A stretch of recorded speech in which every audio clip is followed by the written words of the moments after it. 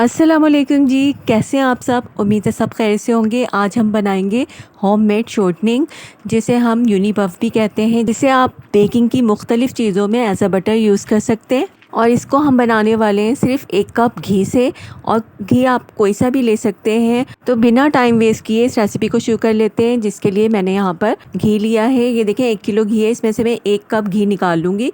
और एक पैन लेकर ना हम इस घी को पिघला लेंगे मीडियम फ्लेम पर। जब घी अच्छी तरह से गर्म हो जाएगा और पिघल जाएगा ना, तो फिर यहाँ पर हमें बर्फ़ लेनी है ज़्यादा सी, और ठंडा पानी चाहिए हमें। यहाँ पर हमें घी को बेसिकली अच्छी तरह गर्म करना है, ताकि अगर कोई स्मेल भी हो ना तो वो भी ख़त्म हो जाए। तो घी देखें पिघलना शुरू हो गया है, और ये बिल्कुल पिघल जाएगा और गर्म हो जाएगा ना, तो फिर हम इसे बर्फ़ में डालेंगे। घी देखें बिल्कुल पिघल गया है और ये अभी गर्म है। तो अब हम यहाँ पर एक स्टील की थाली में बर्फ़ ले लेंगे ज़्यादा सी। मैंने यहाँ पर आइस क्यूब्स की दोनों ट्रे इसमें डाल दी थी। और कुछ लोग ये रेसिपी जो है ना वो ऐसे बनाते हैं कि पूरी रात के लिए इस घी को इसमें डालकर रख देते हैं, लेकिन मैं यहाँ पर सिर्फ 1 घंटे में ये आपको तैयार करके दिखाऊंगी यूनी पफ। यहाँ मैंने ज़्यादा सी बर्फ़ में घी को डाल दिया था। घी थोड़ा सा गर्म था, तब डालिएगा। ऊपर से डाल दिया है मैंने ठंडा पानी, तकरीबन 1 कप। और ये देखें जैसे ही मैंने इसमें बर्फ़ में घी डाला है ना, ये जमना शुरू हो गया है। तो अब हम इसे 1 घंटे के लिए ढककर रख देंगे, ताकि इसका प्रोसेस जो है ना कंप्लीट हो जाए। तो जब तक ये बर्फ़ नहीं पिघलती है ना, हमें इसे नहीं निकालना है घी को। तो बहुत से लोग जो है ना इसको जल्दी से गर्म पानी डाल के निकाल लेते हैं। तो उसका प्रोसेस जो है ना पूरा होना चाहिए।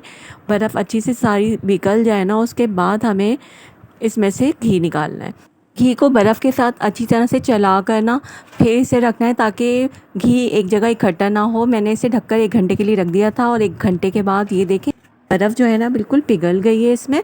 और बस 2-3 क्यूब्स रह गई हैं, ये भी पिघल जाएं। तो फिर हम इसमें हल्का गुनगुना पानी डाल लेंगे। वो इसलिए कि देखें अब भी जो घी है ना बहुत ज़्यादा सख्त हो गया है, और हमें मक्खन जैसा नरम घी चाहिए, जिसके लिए हम इसमें हल्का गुनगुना पानी डालेंगे, तकरीबन 1 कप। तो ये जमा हुआ घी जो है ना जो सख्त हो गया है वो नरम पड़ जाएगा।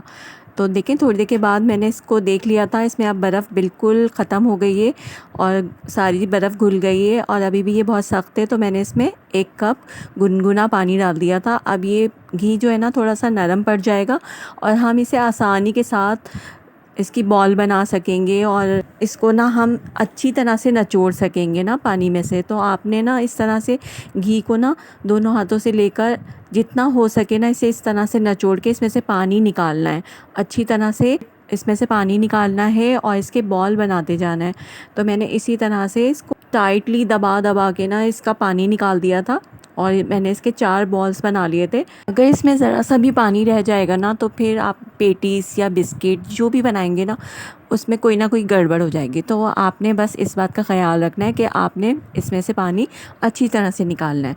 तो देखिए इस तरह से मैंने 4 बॉल बना लिए थे। अब इसे ना हथेली की मदद से ना अच्छी तरह इस तरह रगड़ा लगाना है, ताकि ये बिल्कुल स्मूथ हो जाए। जैसे मक्खन होता है ना, बिल्कुल मलाई की तरह, और ना नरम बिल्कुल मक्खन हो जाता है ना, उसमें एक भी दाना नहीं होता। इसी तरह आपने हथेली की मदद से इसको इस तरह से प्रेस करते जाना है।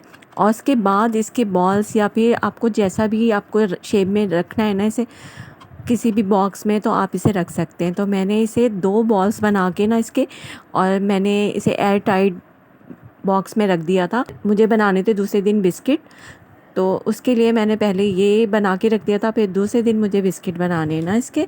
तो ये देखें बहुत आसानी से ये बॉल बन गया है, और कितना ज़्यादा मक्खन की तरह नरम है। ये देखें इसी तरह से मैंने 2 बॉल्स इसलिए बनाए थे कि ये 1 बॉल आधा कप मक्खन के बराबर है।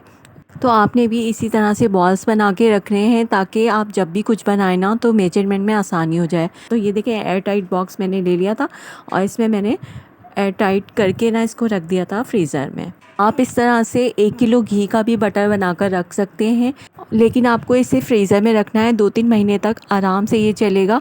फिर आपको जब भी बिस्किट बनाने हैं, या फिर बाकर ख़ानी या खारे बिस्किट या पेटीज़, तो आप इसे इस तरह से निकाल कर इस्तेमाल कर सकते हैं। तो ये थी आज की रेसिपी। उम्मीद है आपको पसंद आई होगी।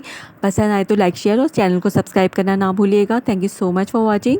ओके वीवर्स, फिर मिलते हैं एक और आसान रेसिपी के साथ। तब तक के लिए अल्लाह हाफ़िज़, टेक केयर, बाय।